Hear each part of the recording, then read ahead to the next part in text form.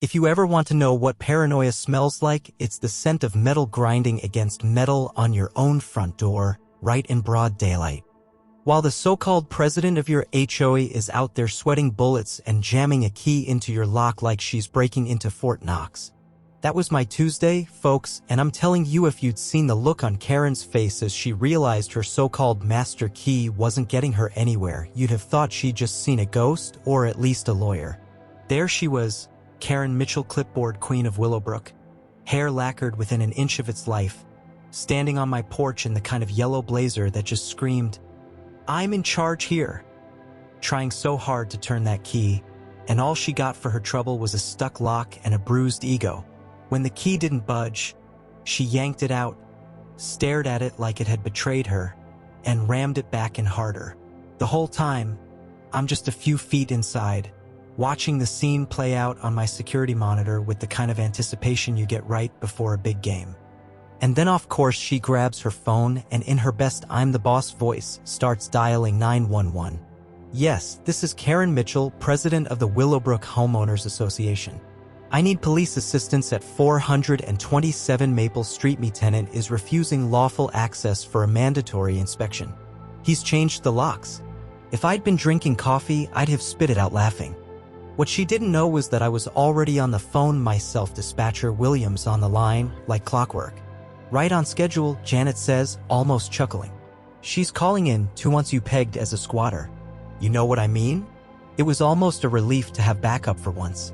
Janet tells me the officers are 3 minutes out and already briefed, which is good because my patience for Karen's nonsense was about at zero. Let me back up a sec. I'd only been living here 6 months, thought I'd found a slice of suburban heaven. 2-bed ranch, perfect little garden, neighbors who mostly kept to themselves. And then there was Karen.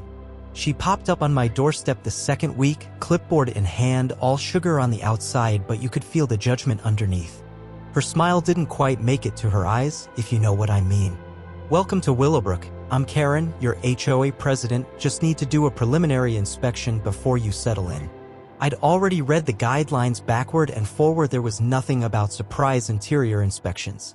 So I said no politely. She looked at me like I'd spit in her lemonade.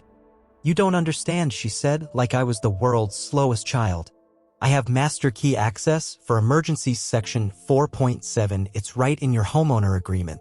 Except it wasn't, and when I pointed that out, she started getting real antsy, claimed there was an update, insisted the builder had supplied master keys, and she needed mine immediately for safety.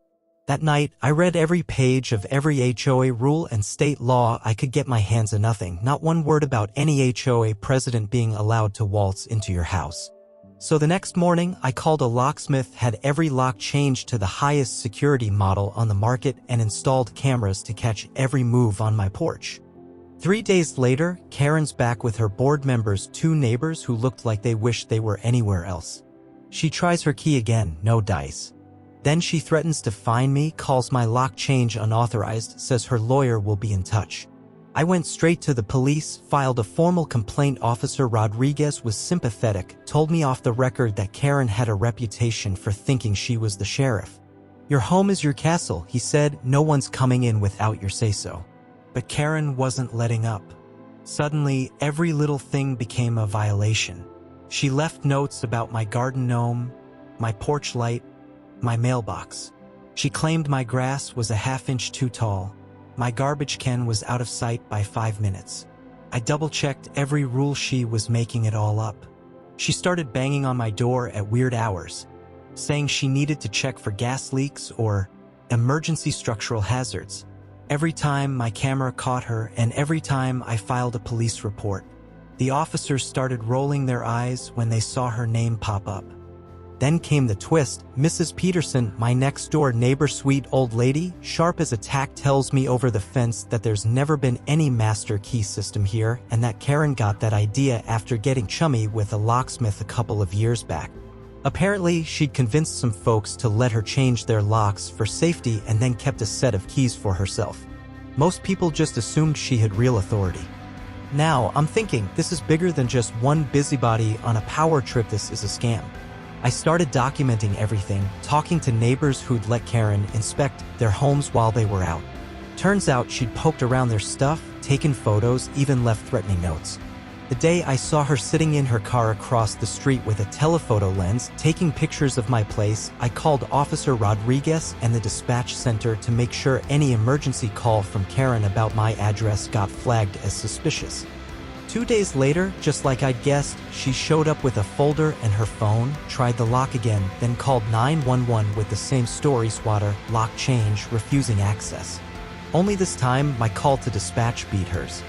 I used the code phrase we'd agreed on, and within minutes, the police were on their way, already knowing the truth. Rodriguez and his partner show up. Karen's got her speech all ready, waving her fake master key and rattling off violations. I open my door with a folder of paperwork, deed, HOA rules, mortgage, and security footage of her trying to break in. The officers cut her off, ask to see her authority, and when she starts talking in circles about emergency powers, Officer Thompson takes the key out of her hand, looks her dead in the eye, and tells her straight up that she's trespassing. Filing a false police report? Serious business. Karen's facade cracked. She stammered, turned red, tried one last time to flex. "You don't understand, I have board approval, I'm just doing my job." The officers didn't buy it for a second. They told her to hand over the key, warned her about criminal charges, and when she tried to threaten me with the board, they told her flat out to back off or face arrest. You could see the realization hit her. She'd pushed too far, and her house of cards was coming down. After that, word spread like wildfire.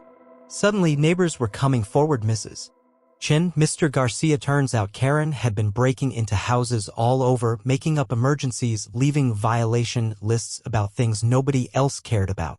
Some folks had let her change their locks, others just got scared and let her in.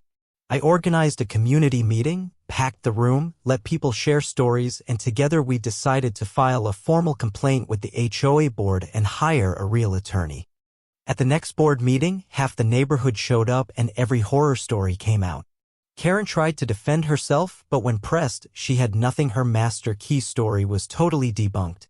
The board removed her unanimously, suspended all inspection policies, and handed her keys over to the police. But the fallout didn't stop there. The police launched an official investigation. Karen ended up charged with multiple counts of unlawful entry and filing false police reports. Turns out, her locksmith buddy had been making her custom keys for years, and together they'd replaced locks on at least 15 homes under false pretenses, pocketing HOA funds the whole time. When they found out Karen had even sold copies to private investigators and debt collectors, it blew the lid off the whole operation. The locksmith got arrested, Karen lost her house, and neighbors finally felt safe again. We replaced all the locks, rewrote the HOA rules from scratch, and even the news picked up the story as a warning for other neighborhoods. Karen pled guilty, got probation and community service, and left town for good. Funny thing, though, the folks who bought her house told me they picked Willowbrook because they'd heard about a community that stood up for itself. People here look out for each other, the new neighbor told me, and they don't let bullies win. That meant more to me than any board seat or plaque. Looking back, I see now that Karen's master key wasn't just a piece of metal, it was a symbol of everything wrong with unchecked authority, and taking her down took more than just a lock change.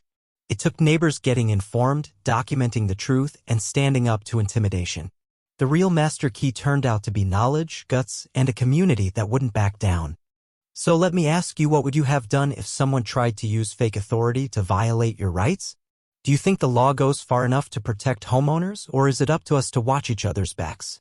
Drop your thoughts below. Let's see where everyone stands when it comes to justice, property rights, and neighborhood power trips.